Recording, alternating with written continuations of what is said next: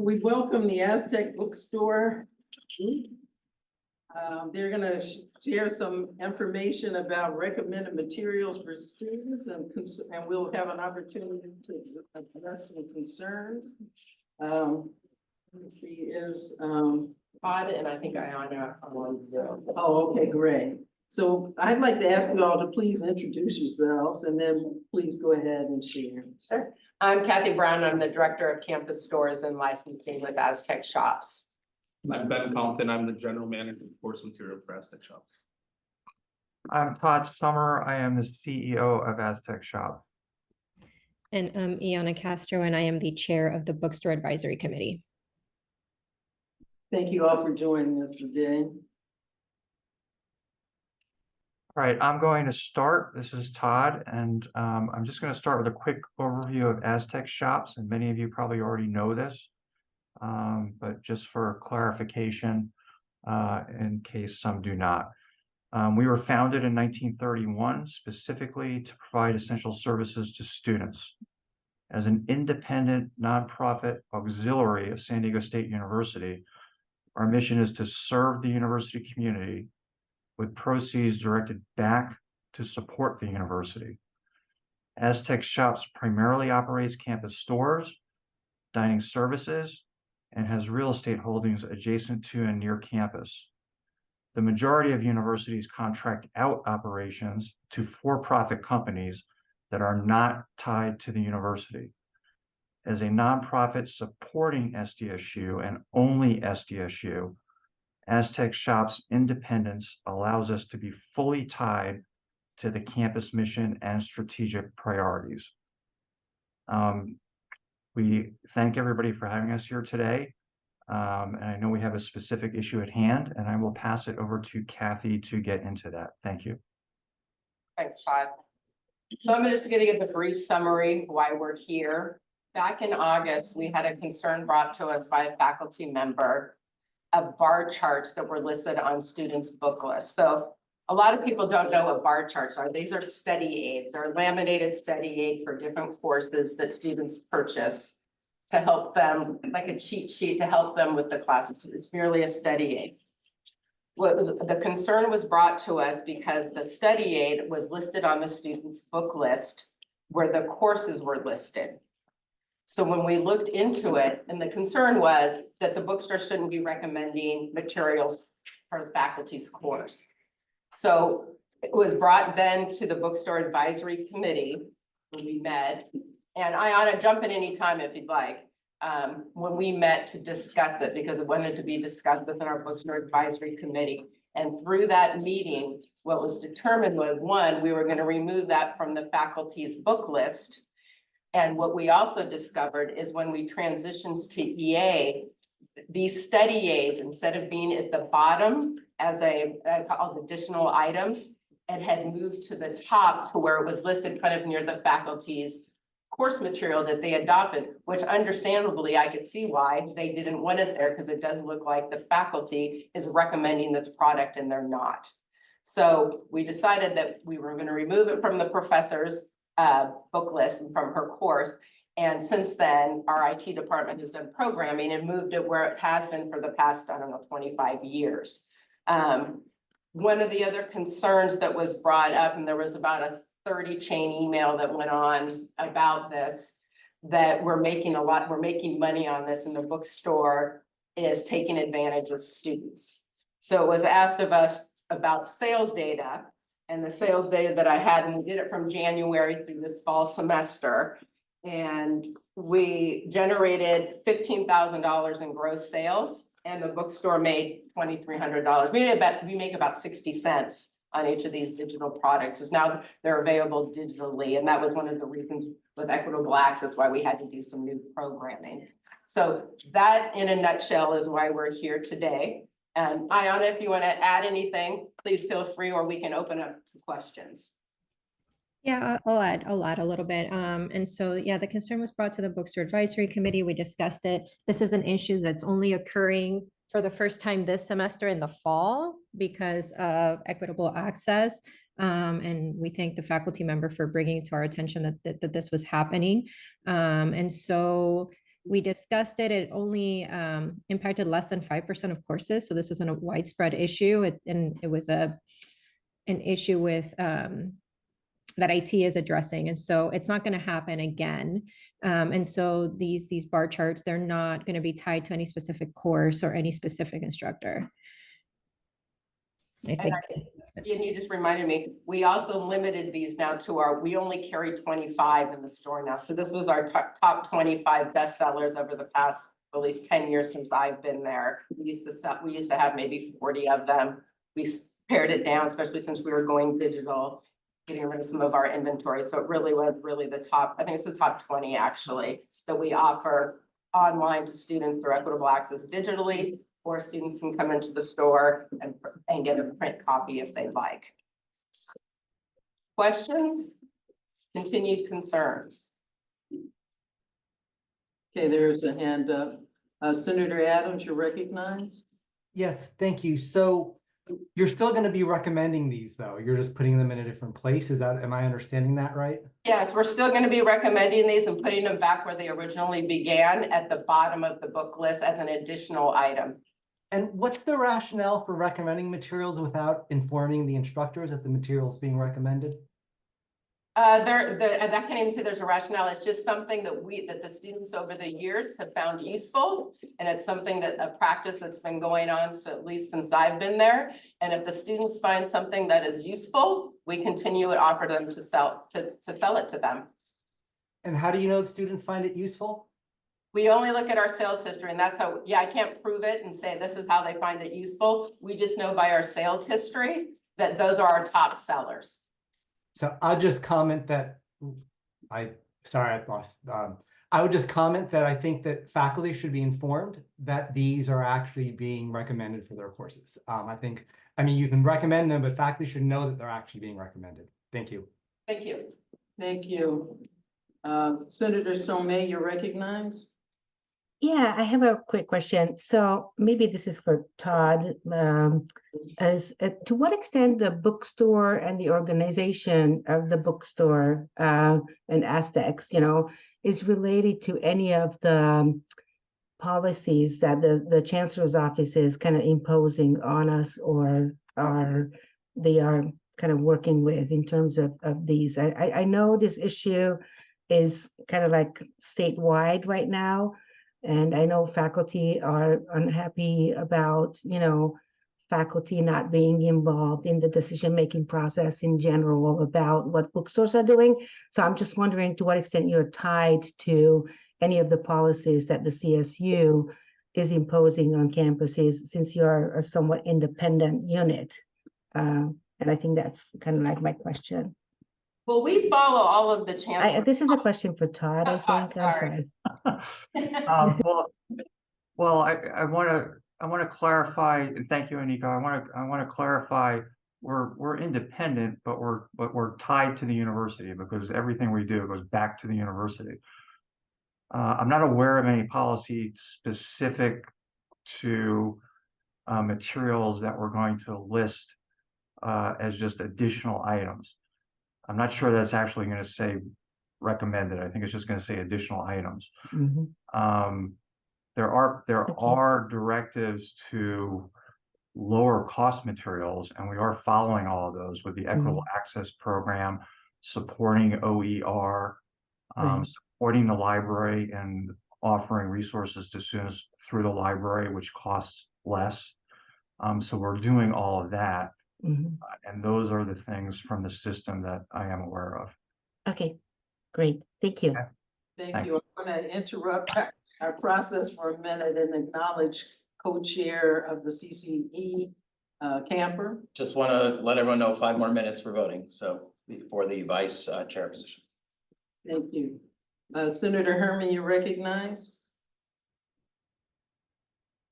Thank you. I'd like to go back to what Brian said a little bit earlier. I don't understand by what right you add something to a professor's list, which any student is going to look at, and they are going to assume that this is something that the professor wants them to buy. But it's not. I don't think you should be doing that. If you want to sell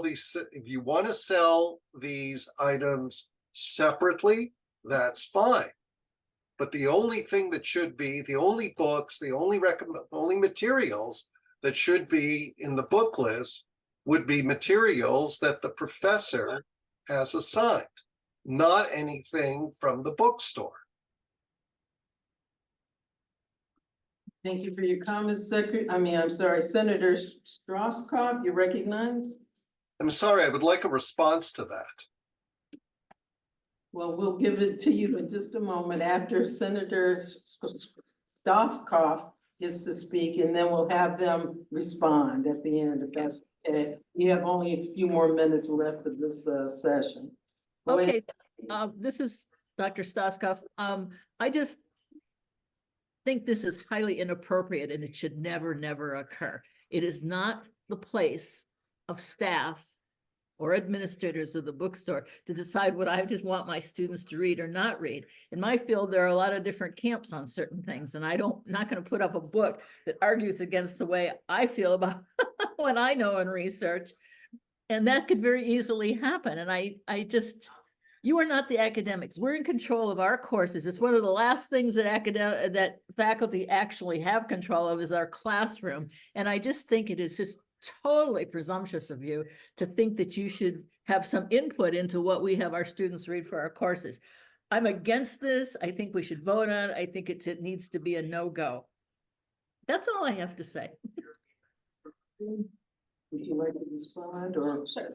Well, first I'll say we're not just so we're clear, we're not recommending a book or a textbook. It's merely a study aid. It's a $5 study aid. And for example, the statistics study aid, it's just giving them different formulas and measures and frequency distributions on basic definitions. This isn't anything that's going to teach the student or, in my opinion, infringe on what you want the students to learn. They're just definitions. I can see your point of view, but I think there's always been confusion on what we're recommending. So I appreciate the comment and I appreciate your feedback. And I see you've held up statistics there. Do you do? Hold your thought, please. Let's go ahead and, because there's several other folks that have their hands up and I have a feeling that may be related. So we will move on to Chair Castro. Yeah, I just also would like to clarify that these bar charts are not tied to any specific course or instructor. They're listed with notebooks and pens as additional materials that students may want to purchase for the class. So I thought I would throw that in case there was confusion around that. I don't know, Kathy, if you had anything you wanted to add related to that. No, that was great. Thank you for that. Okay, Senator Sherman, you're recognized. Thank you, Chair Sorry. Butler-Bird. Sorry, Senator Sherman. Cheryl, yeah. Realize that, yes, Senator or Chair O'Brien, you're recognized. Hi, so I guess now I am confused. If these are in any way linked at the bottom of course lists or at the bottom of something associated with our courses, I do not think that that should be done without the faculty's permission. So I'm now in the last minute or so, I'm hearing some different things. I'm hearing, well, we're not going to use the word recommended anymore. We're going to use the word additional. That's still the same problem. Second, then recommended study aids. But again, if it's associated with a course, even at the bottom of a list for courses, that should go through faculty approval. Many students will just assume the faculty had input in this. And I yield my time. Thanks. Thank you. Senator Sherman, you're recognized. Senator O'Brien, thank you, Chair Butler-Bird, kind of said what I was thinking is that, and now I'm confused too. Initially, I thought the issue was resolved. These things won't pop up on our course list anymore. And so maybe a question and a comment. My question is, what does it look like when the students are looking? Where exactly does the additional material show up? Is it when they're looking at required materials for the course? No, I wish I can forward this all to you. It's a copy of a student's book list. So let's say a student's taking 3 courses. They've got a biology, a chemistry, and an English class. They'll list biology course, 101, what is the required course material? Then it will go to the next class. There's a line, and then the next class, chemistry 101, what's the required material? And then it will go to the next class, and the same will follow for all those classes. After all those classes are listed, at the bottom of the page will show, and it might not be additional items, I think it says additional items. Then under additional items, it will say a pen, a blue book, if the class blue books. It might be a notebook, or it might be a bar chart. So it's at the, so it has the class listing, and it's all, it's separated, or the required, the courses are separated from these additional items at the end of this book, of the student's book list. Thank you, Kathy. And just my comment was the same concern that's being echoed as I think when students go log on to look at that if there's other stuff, the implication is that the university or the faculty are sort of recommending it might be helpful, which I agree is problematic. And thank you again for your answer to the question. You're welcome. Okay, thank you. We have 2 more hands raised, but we do have a time certain at 2:45, and so we have 1 minute. If you could please make your comments brief. Senator Somé, you're recognized. I just want to ask, what's the motivation to do this? Why is this necessary, or why are you doing this? You know, I mean, what is the deal? Sorry to be so blunt about it, but The motivation is not financial. The motivation is based on history before my time of almost 11 years, and probably before Todd's time. This was a traditional study aid that was even offered when I was in college, back when the covered wagons used to take me to my classes. So it's something that's a traditional, the students use as a study aid. If there's no motivation on my part, on Ben's part, or on Todd's part, other than, and we employ a lot of students, that students find these as a helpful study aid for their course. That's all. There's no motivation other than the students find it.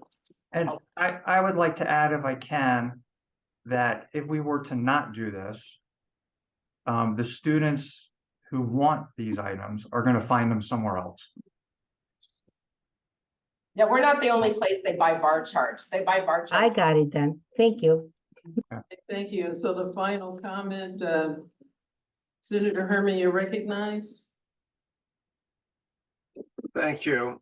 It's pretty clear from comments that the faculty are not at all in favor of this. And there is also a fundamental difference between offering pencils and blue books, which are course materials, and something which actually is something which actually comes out of the course materials. So would you please remove these from the course list? That's something to consider for sure. In other words, no. In other words, something that we'll consider, and I'll talk about it. The faculty clearly don't want this. I don't see, as numerous people have pointed out, I do not see by what right you are adding something to a course list that professors have not approved. Let me chime in. I think if there were to be a formal vote on this and you want us to remove it, we will consider that. And we'll move forward in that direction, okay? Thank you. And I see 1 hand raised, but we are leading into our time certain. So we want to thank you all, Aztec team, for coming out. President De La Torre, you're recognized. Thank you, Chair Nola Butler-Bird, and I just want to thank you for the few moments. I'm going to be here for a little bit.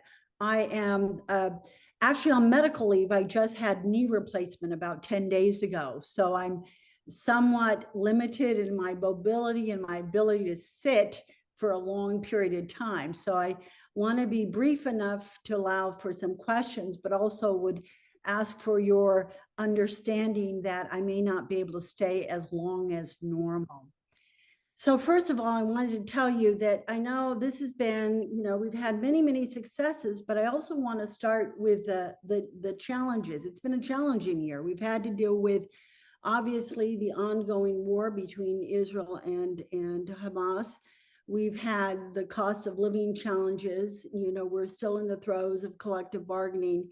And of course, if you look at the national front, some of the laws that have been debated nationally in terms of freedoms, such as those impacting women and members of the LGBTQIA community, have been pretty significant. So I don't want to start with just the pleasantries, but also acknowledge how important it is for us to be mindful of these issues. At the same time, I do want to thank everybody, because we are in a unique position here at San Diego State. At the CSU system level, as we look at the enrollment trends, there are about 10 campuses that are really, really suffering enrollment declines that are going to be overwhelmingly significant.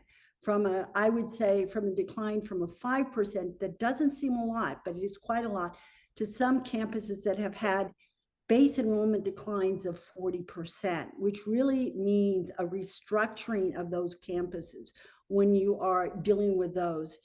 In the meantime, we have had, record enrollments and growth, and I have been working with the CSU to the extent possible that we can address the overall system compact with additional funding from the CSU and with measured growth, because we're constrained in two critical ways. We're constrained, actually, I would say three ways. We need to obviously have the funding for the faculty. We have to have the funding for the student housing piece.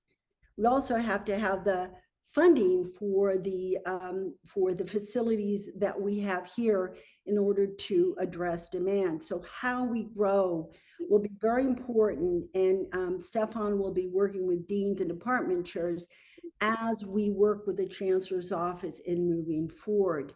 When we proposed Mission Valley, 5 years ago, the idea was that we would grow to 50,000. We are now looking at 37,000 head count, and, growing, even if you think about, and that was over a 30-year time period, it may be even sooner. So just wanted to give you that kind of broader perspective within the state as well. The other thing, though, that I think that is important to understand is all of this has been incredibly helpful. I have to say that when we had the fall retreat with the chairs, it was really insightful to work with the chairs. And in January, we will be doing another retreat to give them an update on the current issues and areas. And why I say the current issues is that with our new chancellor, Chancellor Garcia, there will be, if you think about the sunsetting of graduation 2025, that's really in a year. And then a new initiative that will continue through the CO office, building on that. And I don't want to imply that we aren't going to be looking at graduation rates. And if you look at San Diego State specifically, the last cohort that will be critical for us in terms of the metric that the COO will look at will be the class of 2019.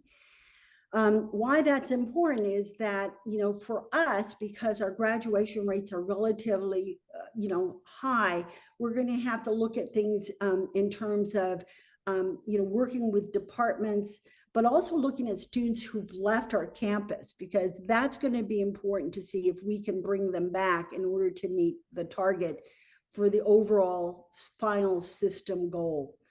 The reason this becomes even more important is, as you know, we have the compact with the governor, and we are 3 years into the compact. Last 2 years, we did not meet as a system the compact, but we have the next 2 years where that's important. Plus, we have the graduation 2025 final CSU data as well. And obviously, what's going to be important is following that compact will be the renewal of the compact in order to address, the funding, the funding needed in order to create the kind of equity we need in terms of salary, as well as for staff and faculty. So I wanted to share that with you, because I think, we're planning with the idea that we are going to work even more closely, not only with the deans, with the department chairs, and I'll be working, more closely in the next, in January, but again in the fall as we move forward with this planning. We've had, again, a record year, as you know, in terms of research and funding. And what I'm also feeling a bit optimistic about is that we'll be able to launch the first building in the Mission Valley with our LCP West partner. And that will provide us with additional 315,000 square feet, of course, of lab space. It will be primarily wet lab space, some for our faculty that will be using that. And that is going to dovetail with the North Life Sciences building. Just literally less than 20 minutes ago, I had a conversation with our Assembly Member Ward about the real need for us to get more than just the money for North Life Sciences, but we really need about $237 million, and to see how we can do that to take the old North Life Sciences building and get funding to do some renovation there as well, because the cost of construction has gone up so well. But we're hoping to be able to create the right synergies there to really address that. I've also asked Bill Tong to bring a Tiger team to look at some of the other deferred maintenance issues within the other areas, primarily because 5 years ago, I did start putting aside, in terms of base dollars, funding for deferred maintenance. And I think we need to begin to think about, okay, how are we strategically going to address, the roofs, the falling tiles, all those issues that have created a lot of stress and anxiety in a more strategic way. And we're going to have Bill with Sonia Pruitt, who will be leading the Tiger team. But the idea is to really begin to start thinking about these strategic needs in a way in which we're more responsive to the faculty concerns in that area. There's also, of course, the hope. There is Senator Glazer has a bill, and I've also talked to Chris Ward about this, Assembly Member Ward about this, is that that if there's an opportunity for Senate Bill 28, which is the one focusing on the bigger bond for CSU, that we are definitely in need, because as much as people may want us to grow, and I'm telling you, a lot of people who do, we've got to have all those pieces in order to grow. And so I've been spending a lot of time educating people to say that we cannot, we cannot go 24/7 in buildings that aren't at the level and capacity. But not only that, we need to have the flexibility in how we build what we do. So I wanted to also provide that bit of insight for you. Some interesting things that I am excited about, and I did thank Chris Ward, he was a co-author, is the AB 656 was just signed into law. And the CO office, this is the one with the professional doctoral degrees. There will be a committee within the Chancellor's Office of graduate deans. I've asked Tracy Love to make sure she's on that committee, since she is incredibly adept in understanding the intricacies, not only of the laws, but also the requirements and the experiences. I've also asked Bill Tong to work for the joint doctoral degrees that we currently have, because of the pressures that we have right now at the UC in terms of costs, that they're having, that we need to create a broader system approach, working with the provost at UC San Diego and the graduate dean, to create a more streamlined process for our JDPs in getting agreement on administrative costs, because we're seeing an acceleration in costs. So Bill has begun that process, and then we'll be working with Tracy, because historically it's been critical to have the one-on-ones, but what we're finding is, depending on who's the new chair or the department dean, we can have radical disagreement on the administrative costs of the joint doctoral degrees. So I wanted to give you that a heads up on that.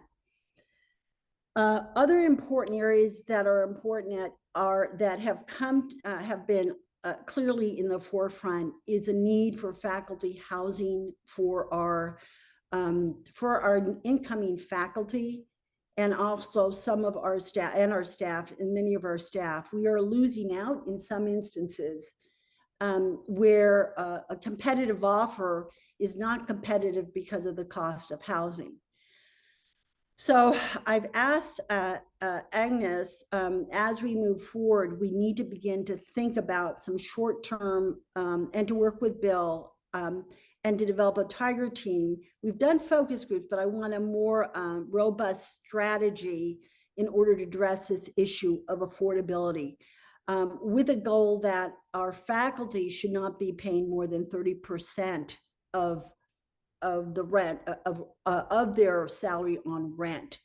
So that's going to require us to think of how we would subsidize it. And there are different approaches and strategies, and we're looking at that. I happen to like the University of Hawaii model, the way they've built it in terms of affordable housing and the quality and the location, but we're going to look at that. And then again, I want a Tiger team on that to bring in some of the assistant professors in as well, and incoming professors and staff to get a sense of what their needs, what their desires, and then the proximity to campus. So for example, is Allied Gardens, is that an attractive space? Is La Mesa a better place? Are there other places that would be viewed and the importance of school districts and childcare and all these things that might be important factors in making these decisions. So we are going to be looking at that. I am seriously thinking about putting it as a presidential task force, given that I've seen that this is becoming increasingly an issue in recruitment and retention of our faculty, as well as some of our staff as well. The other piece that I wanted to share with you, of course, is that we are, I think, moving forward on schedule with the STEM Forward project that Jeffrey Roberts has been very much involved with. It is a university-wide initiative. It is helping us coordinate some of the STEM activities. So we do have, as you know, Imperial Valley, we have the Lithium Valley project, but that's also inclusive of other STEM activities, such as the expansion of nursing and environmental health. We have the projects, of course, coming into the area of Mission Valley, and then we have the new North Life Sciences building. And I know that both Jeff and Bill have already met with some of the faculty there. And I also think that the other opportunity that is there, that this is a opportunity that was expressed from Chula Vista. We had and this is all contingent on whether or not the city can get the bond financing for this, is they are not going to be building a new campus, but they are going to be building a university pavilion, which will bring in different campuses. And they've asked us to map opportunities. And I know the deans are working with different departments in there that could expand programs or need space. And we're looking at that opportunity. ASU is also looking at situating a satellite there. There's another campus, private campus, that's also looking at that. But they're very interested in San Diego State, given the fact that we have historically had a 30-year compact with Sweetwater District. We have very good relationships with Southwest Community College. And many, many of the alums, including the mayor, are SDSU alums. So that is also an area, because again, the opportunities for growth and expansion are contingent in some of these partnerships where the revenue bonds and the capacity for growth are going to be funded. So these are things that I think are on the horizon. As I look at January coming in, as I said, we will be by then have a better sense of some of the strategic vision that Chancellor Garcia will have, and we'll have a better sense of where the board is landing in terms of some of the priorities for the campuses. We're also in a very different position, as I say, relative to the other institutions, as I said, in terms of growth. But we want our growth to be strategically determined within the parameters of the faculty in terms of the curricular goals, as well as the strategic goals of the campus. So we want to talk about this, early on. We want to have this before, so that I can bring this to the executive leadership team meetings of the presidents and also to the chancellor directly, and not through, a top-down approach. Just wanted to mention, because some departments will be differentially affected by this, and that is, as I mentioned at the very beginning, for the final, if you will, metric for 2025, the class of 2019 is really the last class that we need to hone into.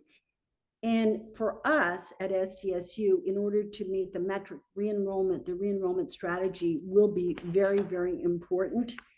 And these are individuals who oftentimes drop out, maybe for financial reasons or for other personal reasons. We have some students that actually leave and they go to another UC or another institution.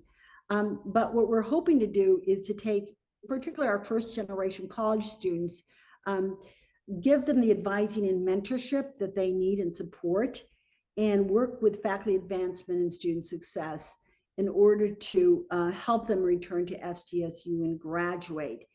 And in those departments, we'll be focusing on, additional support and resources. So I wanted to just, first of all, start it out with acknowledging the challenges that were, global and in many different ways, different from what we had to go through during the pandemic. I also want to just end with, again, thanking you all, because in spite of that, we've had a very successful year. And I want to say that this is going to be a year in which I think we're going to have some degrees of freedom, if you will, that are going to require us to work in ways that perhaps may be different, only because of some of the other uncertainties that we see. And that my hope for the next year is that we continue with this dialogue. And as I said, one of my personal goals is to spend more time with the chairs in particular. As I said, I felt it was incredibly useful. Their comments and insights were critical. And ultimately, as we begin to look at the future, their conversations with the faculty will be critical in poising us for the future growth of the campus. And again, I feel fortunate that I can say future growth, because if you think of it, the system itself, close to 50% of the campuses will have permanent reductions in enrollment over the long term, and will be very different institutions because of that. So I wanted to end with that and leave some time for questions. I know that you have time certain, so no, I want to be respectful of that, and I will make sure we're in time. How much time do we have, Nola? I'd say we have about 5 minutes. We are we bled into our other time certain, but he's sitting right here, interim Provost Tom, so he will go right after. Okay, I will make sure that I am done in 5 minutes. Okay, thank you. So we will go ahead and Chair Beljohn, you're recognized. Thank you, and I also will make it very short, because I had a wrist injury surgery a couple days ago. So I hear you mentioning task force and target teams several times, and we in Constitution and bylaws are looking at committee structures, and we realize that these task force and target teams, especially when they're set up by the president, are not yet very well integrated with the structure of the Senate. And so I just wanted to mention that because there is a faculty affairs committee, there is a campus development committee. So when these task forces are set up, to think about how these can be integrated with the shared government structure. So that's a good question, Arlette. So the target teams are fairly short term, and they're really, the goal of this is to actually, and we do bring in people, folks from the Senate, is to get, if you will, the lay of the land before we set up a structure. One of the issues with the faculty housing piece is that the short-term strategy for most institutions is really, because of the cost of construction now, is the opportunities to purchase, you know, property when you can, and it's self-supporting. So there's a real market-driven piece there that's different. I see a Senate committee that could be very important here, and that would be in the longer term, looking at faculty housing, kind of in a longer term structure. But the interesting thing, Arlette, and I don't want to be long-winded on this, is that we in the CSU, unlike the UC, don't really have a good funding mechanism for faculty housing. We don't have a good mechanism for staff housing. We don't even have laws that essentially, which I actually talked to Assemblymember Ward about this, where we can have, if you will, some differential treatment on affordable housing for faculty, particularly faculty who are starting. So there's some intersection points that you know, I think are important to understand before we formalize something. But it's not that I'm opposed to it, it's just that the terrain is changing quickly. We have had some limited housing, and I also want to see where there are opportunities in the short run where we can find at least some limited housing to subsidize some of our faculty, because it is a dire issue. It's not something that lends itself in a certain area for a long-term conversation. But thank you for your comment. Thank you. Senator Quick, you're recognized. Thank you very much, Chair Butler-Byrd, and thank you, President De La Torre. I really appreciate your optimistic message and your measured approach. I'm curious about the plan to support the growth to 50,000 before Mission Valley is complete. Faculty in my school, where we've seen a growth in enrollment between 35 and 45% in the last 2 years. Are already getting pressured to add classes where there are no classrooms and where we don't have faculty to teach the additional sections, and there's no additional budget to support the consumable materials that it takes to run our labs. So our aging infrastructure and the faculty and staff numbers are just not able to accommodate the number of classes and to keep up with student demand. And of course, this will impact our ability to help students graduate in 4 years. So, you know, our lecturers are maxed out. They're capped at a certain number. So, you know, it's really hard to find faculty to come and teach one or two classes at the lecturer rate, especially in fields like graphic design, where, you know, to compete with professional salaries, it's just not doable. So I guess I'm just curious about what the plan is to bridge between now and then the space and faculty needs. Right. And I'm glad you brought that point up, because we're not going to grow. So if you look at how we've been on target, I think right now we're at about 1.07% above. We will not go above the target given by the CO office. And I've been very, very clear that growth is contingent on base funding from the CO office. We're not going to grow. And in fact, you know, there are some campuses, but I won't mention them, who have grown without additional base funding, meaning they only take the tuition dollars, but they don't get base funding. So the idea that we can grow, that's a given. Whether we grow or not is with certain pieces. And that's what, when I had the meeting with Assemblymember Ward, I said, what are the constraints? Student housing is a constraint. It's a very real constraint. We have to have 1,800 beds if we are to grow 4%. We have the faculty piece that you mentioned. We have to be able to hire the faculty, but it's not just hiring the faculty housing piece is also important, because we can't keep faculty if we don't have affordable housing. right? Those two things go hand in hand now. It used to be just, it's not just a salary issue. And the space issue that you mentioned, and that's why I don't see it happening overnight by any stretch. When I say the goal was Mission Valley was over 30 years, we grow by 50,000. I think the issue right now is that there is pressure in the CSU, and my role is really to say, I am a team player, but only with X, Y, and Z. So I make it very clear that those are non-negotiables for us. And we can only grow in programs where there's an opportunity to grow. So we do have departments where the enrollment opportunities are there, right? We do have departments. Yeah, that's ours. Where the opportunity to grow is there, right? And those are the departments that we will look at and see how do we work with those faculty? And that's where the department chairs come into play, because the department chairs are very honest about their capacity in what they do. So we've been having these conversations.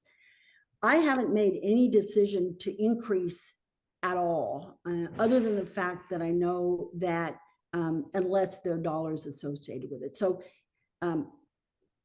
hypothetically, yes, right?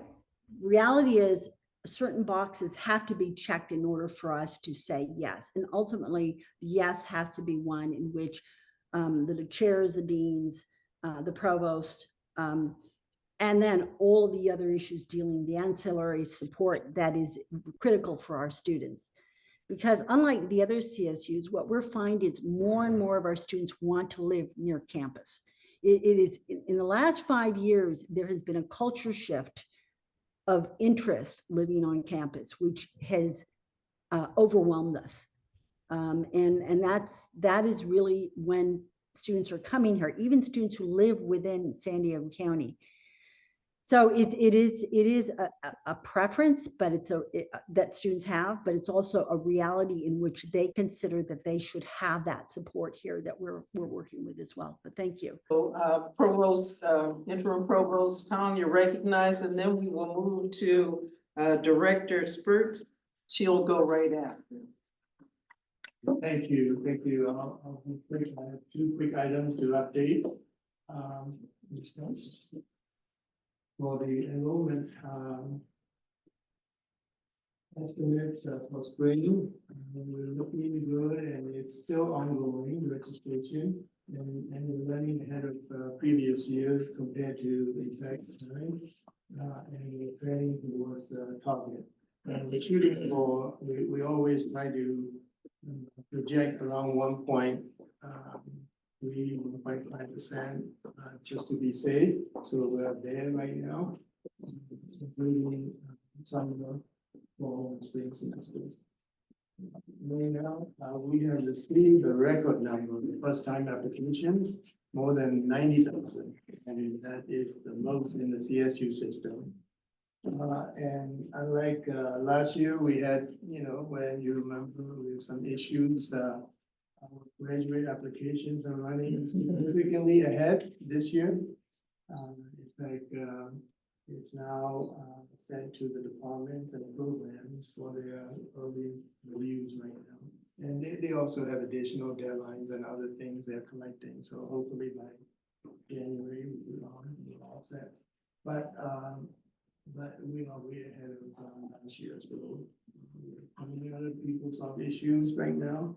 And I really appreciate graduate admission staff and all the departments and all the advisors helping out with this process this week. Next slide. So this is showing you where we are this week. The top line, the light green, the turquoise line is showing you where we have 31,463 this week. And as you can see, the green line was last year, right? We were delayed about a month last year for the same application for spring. So we're catching up, and we're estimating about 34,000 by early January. So we're on track for that. And the other ones are the other red and blue and yellow are previous year's numbers. Next slide. So these are again spring registration.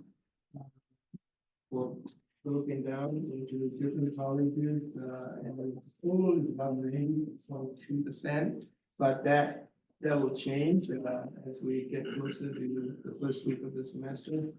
And you can see that College of Education, 60%, that's unusual because they have mostly graduate students and graduate classes, and they usually have later deadlines. So they will catch up and they will be right there on target. So this is for spring. Next slide. So this is comparing our fall 2024 application, next academic year, right? We are, as you can see, for fall of 2024, the last column, we will be hitting about 112,000 applications, and we'll be getting higher later. We're thinking that it might hit about 118,000 by the time we're all done. But as you can see, compared to last year we had a big drop in graduate admission, the black bar there. I'm sorry, the transfer. And then we're making up for that. And the freshmen, this year students and numbers are also quite high this year. So this is looking good both for San Diego campus and Imperial Valley campus. I think that's it, right? Okay. So I have. Are you speaking into a microphone over there? I think there's some people having difficulty hearing you Oh, no, online. I'm not sure where the microphone is. We don't have handheld microphones in this classroom, in this room. Like the room. Okay, Yeah. Okay. I just got a direct chat if they're having difficulty hearing. Oh, okay, maybe I should turn that way. Maybe you could speak into that. Yeah, John? Sure, do you want me to? No, we should not Nope. do that. Yeah, I'm like, I'm gonna unmute it. Maybe if the provost moves closer to the installed microphone, that would be good. Oh, yeah, go over there. Yeah. And that should help. Just being responsive to the people. Thank you. Thanks. Is this better? Right next to Dr. Sean. People say that all the time. All right, this is better. Sorry about that. So, that's the update for enrollment, and I have a quick update on tenure track searches. Out of 59 lines, we are done, signed and accepted by 9 candidates so far. Okay, and then 5 additional searches are at the stage where they are submitting approval to negotiate forms. So that means the deans are negotiating. So we're on our way. As usual, the College of Business always says they have an earlier timeline. So most of their searches are either done or almost done. So thank you. Thank you for your report. I'm not seeing any hands raised. I have a question. Yeah. What's the deadline for international student applications? Do we know? It depends on different departments, and some of them are quite late, and I'm especially trying to make sure that the departments are not delayed because of people solve for other issues. Some of their deadlines are as late as April, and especially those departments that have a lot of TAs, we need to make sure they're here in time to teach our lab courses. Okay, I see one hand raised, and that's Senator Herman, you're recognized. Yes, thank you. I see that this chart is applications for both San Diego and IV campuses. Could you separate out how many went to the San Diego campus and how many are going to IV? Thank you. I don't have that in front of me, but the IB numbers are quite small. We have a total of 1,500 students over there. So the numbers are quite small over there. So we are not seeing then an increase in applications to the IV campus. No, the applications numbers are increasing. I just don't have the exact I number. think they're running about 22% ahead of last year, but their deadline hasn't even passed yet. And most students apply right before the deadline, but already they're about 22% ahead of last year for demand. Okay, thank you. Thank you. Senator Lack, you're recognized.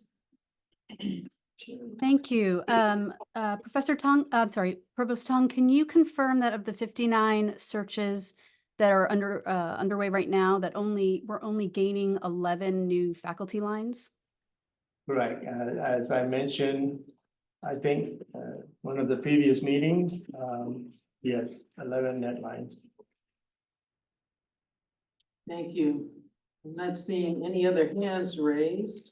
So we will go ahead and move to Director Spurt, the graduation candidates report. Thank you. The report is in the agenda on page 24, and the graduation report is basically explains how undergrad and grad both manage the graduation applications through degree control process. And then on page 26, there's a link to the numbers that we're at for December 23 graduation applications. I'm here if you have any questions. If you have a chance to read it and want to email me any questions about our process, please feel free to do so. And if you do have a question, raise your hand now. Thank you so much. Seeing no hands raised, thank you for your report. Yeah. So, is Associate AS President Morsi here?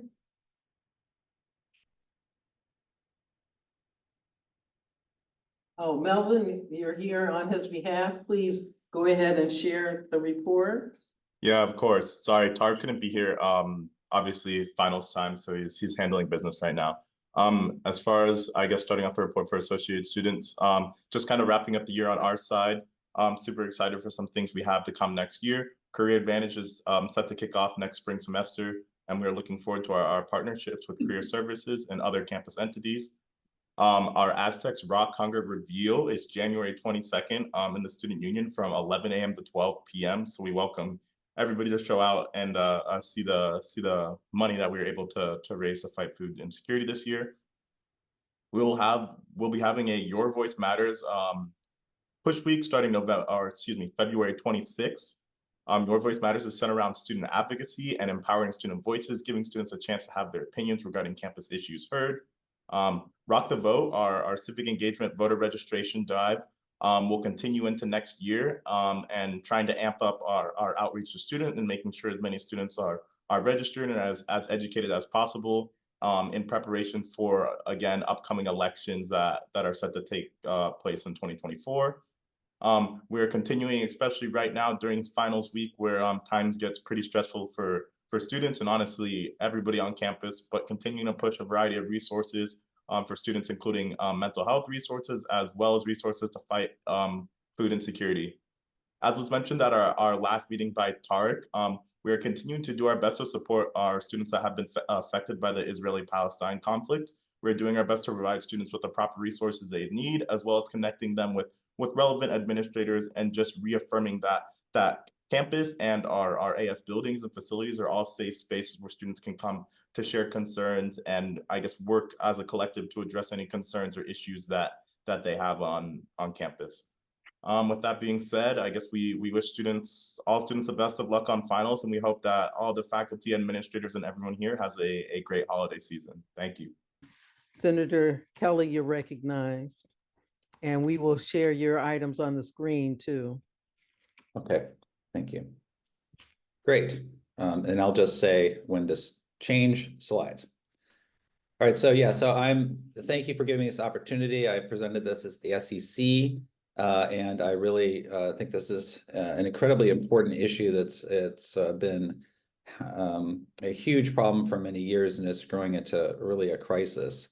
So let me show you some pictures of what I'm talking about so you can get a really good sense. So go to the next screen. So this is a recent cave-in of one of our ceilings in a newly hired professor's lab.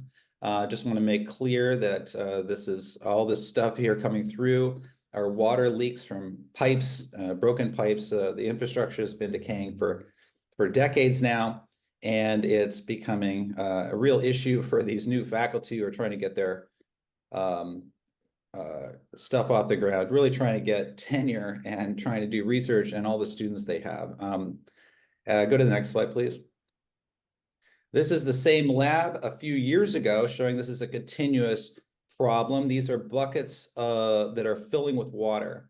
And so this is a real hazard. So from a few years ago, the person wrote me and said, this is an old lab and the ceiling flooded many times, including from the autoclave above, and they had to wrap up all their computers. Could you imagine what water would do to computers?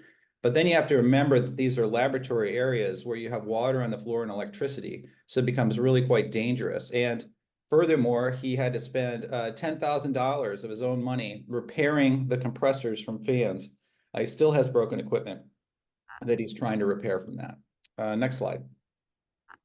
This is another new professor's building. She has had, you can see these are the pipes that are leaking. She had a whole video of all of it raining down. The ceilings are collapsing again, water everywhere. I mean, you can't work in these conditions, right? And this is the third flood that this new professor has had in this building. One of her students came from Florida and was absolutely shocked at the general state of she was an undergraduate in Florida, and she could not believe how bad our facilities are. And I'm getting to the point where it's really quite dangerous and almost impossible to work. This faculty member also gave a presentation about this, talking about how the newly hired faculty were at a huge disadvantage. There was 4 women faculty who said, how are we supposed to get tenure when we're putting buckets down for water?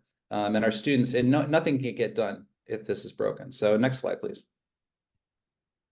This is the same during the time I was in teaching this semester, and I've been complaining about our ceiling for some time.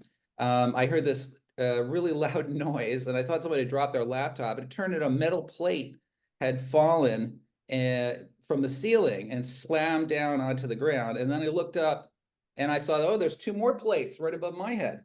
So, if you're not going to get electrocuted, you're going to get brained. And it's just really, these are really squalid conditions. And the university is quite aware of this, which I'm going to come to later.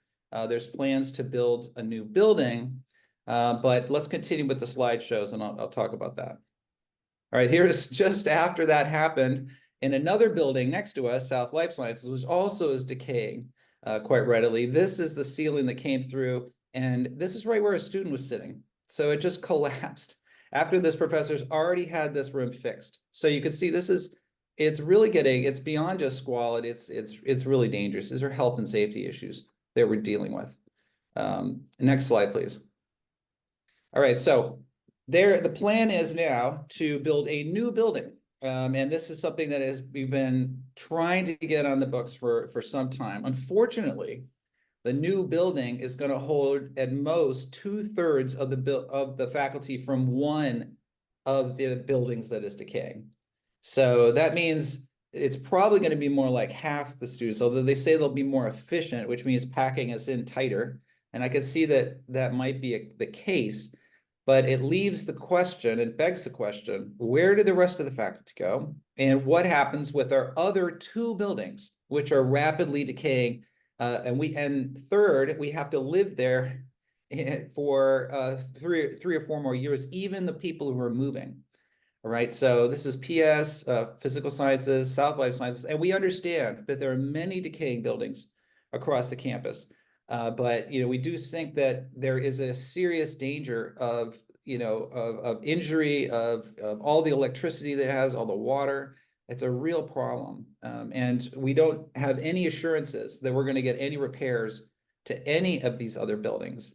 And I know there's a lot of need on campus, and I totally get it, but that's the problem because we've been building a lot of other buildings and a lot of other campuses and a lot of other spaces, and we have neglected to the point of danger these facilities. And it's getting, so we had the provost and we had Dr. Mandanat here in our meetings, and the dean, we finally got them to come to our building and talk to us. And it was not encouraging. So I would say that the most response that we got was, we don't have any money for you, which I really question the priorities of the CSU because we know there's money. And the other thing I got was response, which I really was disappointed at, was they said, well, when our day, we had leaking ceilings too. And I thought, hold on a second. Both of them said, well, I had to deal with the leaks. Like, this isn't a hazing, right? What is this? And so it's not only a leaking ceiling, though, it's beyond leaking ceilings. It's danger and it's destruction of equipment. So we didn't get anything about we need tens of millions of dollars to fix up these buildings, to make them habitable and livable, safe for the students and faculty, and safe for us to do research in, which is the only way we're going to, have biology do anything. And the other thing is that we were told that there's no insurance on any of this. So that, of course, no one's going to insure this horrible building. But what that means is that if I have a computer now that has an open space, it's about $12,000. It is absolutely necessary for my students to get their work done. But if there's a ceiling leak, it's going to short my computer, and I'm out $12,000 and months of research, months. And I asked about that, and they said there's no money to fix it. It's my problem, even though they've known for 40 years that these things are decaying. So I wanted the Senate to be aware of this. And of course, there's huge problems across the university. I've heard about the library, the music hall, all of this stuff, none of which seems to be getting addressed. But I just wanted to point that this has been a real disaster for us. And I'm really feeling terrible for these young faculty that are trying to just survive in this environment and have it be safe. And my hope was, and I'm leaving now, so I can't do it, but that we could get some kind of a resolution of the Senate to deal with the danger that is going on in our buildings and other buildings around the campus, and for the CSU to commit the money that we know they have, because they have it in a cash fund, to repairing our buildings, because we are the true investment of this university and the CSU. And also just to commit to find solutions for us so that we're safe, and to commit to buying money to repair our equipment, because I'm going to have to write another grant to fix my computer. That's crazy. It's not my fault. All right. I'm going to end my and I'm happy to take questions. Thanks for letting me speak. Thank you, Senator Large Kelly. There's one hand, and it's Treasurer Sharma, you're recognized. Thank you. I think what you have been speaking about this, Senator Kelly, for a couple of times now, this semester at least, and I'm sure people are hearing, but is your dean not trying for the same? Because you are not only speaking for yourself, you are speaking for your colleagues also, which is in general for the building. This should have been also, I'm sure what you are doing is good. The dean should also be pursuing it, right? So to make it happen. Yes, I was not particularly pleased with the response. There were two responses. The response I said about, oh, well, we had it happen to us. Too bad for you. Some of the dean's responses, I would think one response would be, that's really terrible what's happening to you. We understand, and we're going to try to do the best we can to try to help you in this situation. That's what I would have loved to hear. I didn't hear that from any of the administrators. I heard, put up with it. There's no money. We're going to make you a new building, and we'll just figure it out at some point. And the idea is that if we shrink our buildings down, one of the things is, well, are they going to hire any more bio, right? Are they going to expand us? Or are they literally telling us one of the most popular majors on campus, the ones that trains, your nurses and your doctors and all that we're going to shrink as a faculty member because we simply aren't going to build for you. That is kind of the emphasis that I'm getting. And I really think it's I know that's what I'm getting. I'm sorry. I'm not getting the response that I would like. And it's very, also the other thing is someone messaged, what about lawsuits? You know, which is an obvious thing could happen. And it was dismissed out of hand that, oh, well, lawsuits, well, we'll deal with it. So, well, if someone brains me, you know, maybe I'll forget to sue them. Right, that's just me being. Sorry to hear that. Thank you. Thank you. Okay, so there are two more hands. Senator O'Neill, you recognize? Thank you. So first of all, I've never heard the word brain used as a verb before. I appreciate that. I just have a quick clarification question. Early on in your presentation, you mentioned that one faculty member spent $10,000 of their own money to get something fixed. Can you clarify what you mean by their own money?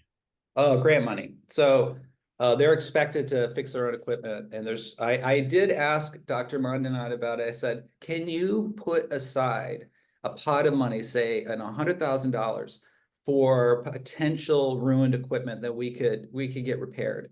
Because right now, it is up to the faculty, it is their responsibility to make sure that all the equipment in their lab functions regardless of the damage. And that includes some of the shutdowns that have happened. So we have a real problem with electricity not coming on in time. And when the SDG&E, I don't know what they were doing, but remember all those power outages, that's hell on equipment. And you can imagine an expensive mass spectrometer like doing on off quickly. I had to buy surge protectors to make sure my computers didn't shut off like really badly, like battery.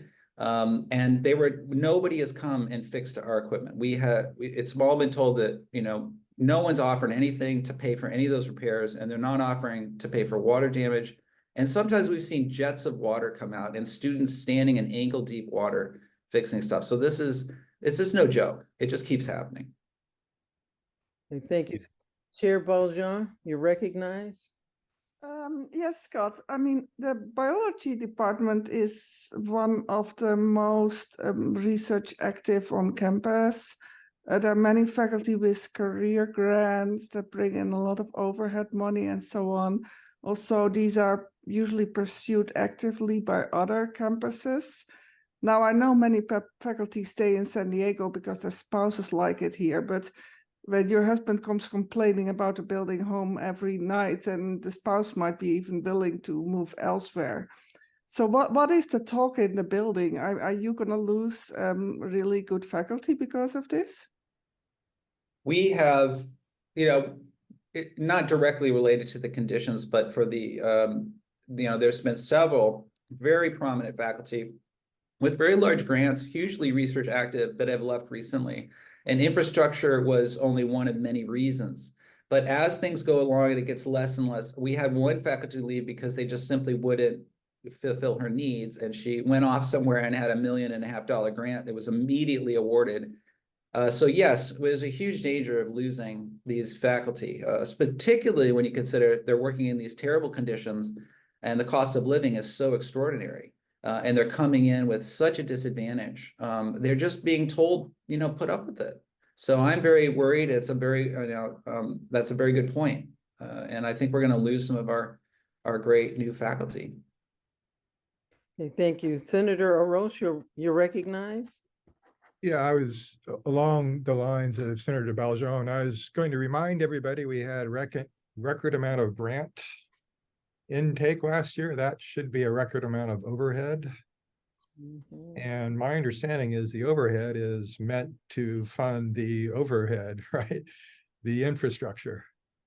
And so maybe the foundation has a little money to, you know, put into the overhead, literally, right? Fix the tiles and fix the reason why the tiles are falling off.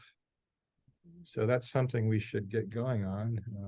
I'd mentioned this at I think the first meeting of the semester. I had some meetings with Hala, and maybe we should continue those.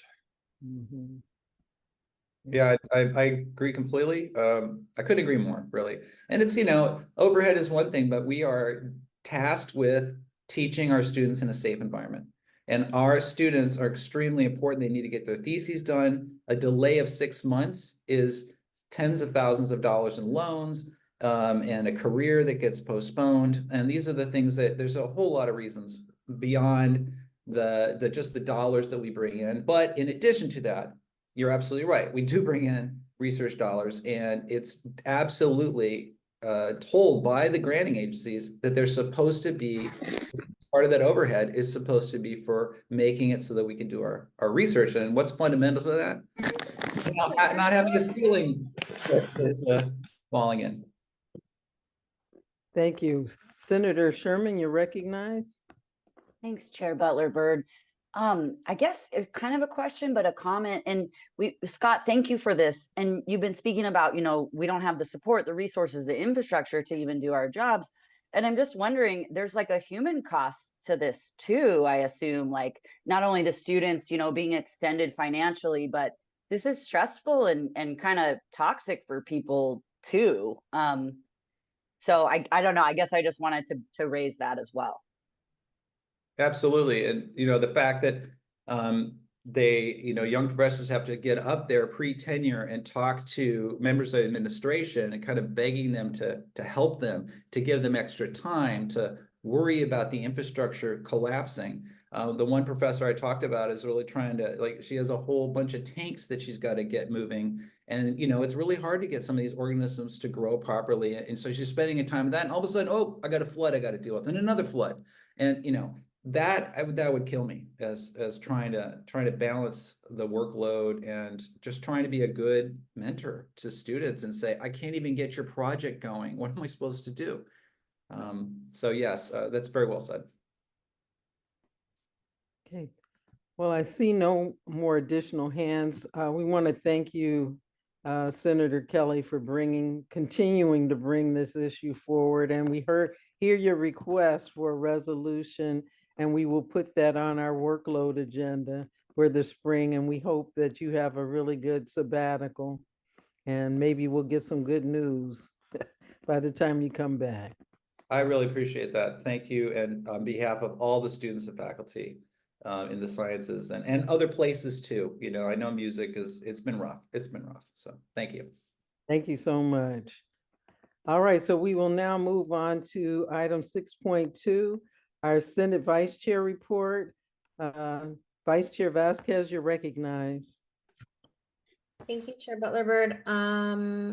Yes, so I didn't catch a couple edits on this from, gosh, I don't know, a couple days ago. And then Senator Valjean, I did see your email, just have not had a chance to get to it. I apologize. But I will update the referrals and send that to you. And yeah, but if there's anything else, I think there were just a couple minor things that I needed to update.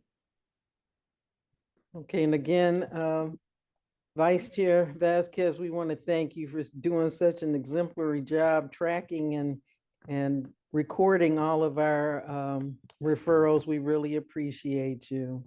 Thank you. And I did want to just thank the colleagues who came to my office hours on last Friday. That was really helpful, and hoping I could help just try to answer some more questions. But yeah, thank you. Thank you. Okay, and so we will move on to item 6.3, our Senate Treasurer's Report. Treasurer Sharma, you're recognized. Thank you. Thank you. So what you see on this screen is the expense report for this semester, since it is the last meeting. So this is the most up-to-date report we have. Some things still may not be included based on the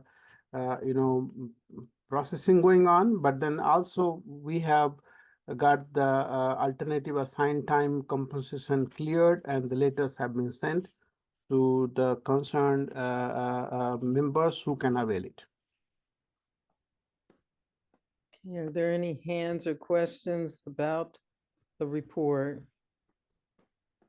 All right, seeing none, that is our last report. We want to thank everybody for all that you've done working this semester, and we want to wish everybody a happy winter break and a happy holiday season. Can I get a motion to adjourn the meeting?